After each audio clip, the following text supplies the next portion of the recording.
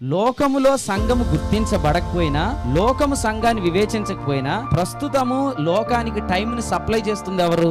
సంఘమే. ఏ దినాన్ని తప్పించి? ఉగ్రత దినాన్ని తప్పించి. నేను మళ్ళీ చెప్తున్నాను, ఉగ్రత దినం అంటే 7 సంవత్సరాలు అన్నమాట.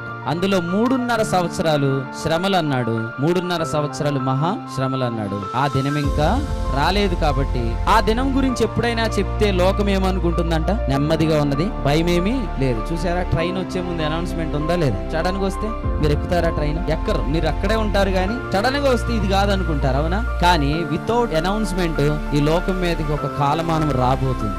ఎందుకంటే ఈ లోకం అసలు సంఘాన్నే వివేచించలేనప్పుడు, ఈ సంఘ కాలాన్ని వివేచించలేనప్పుడు, ఆ సంఘ కాలం తర్వాత వచ్చే దినాన్ని అది ఎక్స్పెక్ట్ చేయదు. అందుకనే దీన్ని ఏమన్నాడంటే, ట్రైన్ ఎలా వస్తుందో అలా అనలేదు. గర్భిణీ స్త్రీకి ప్రసవ వేదన ఎలా వస్తుందో అలాగో ఆకస్మికంగా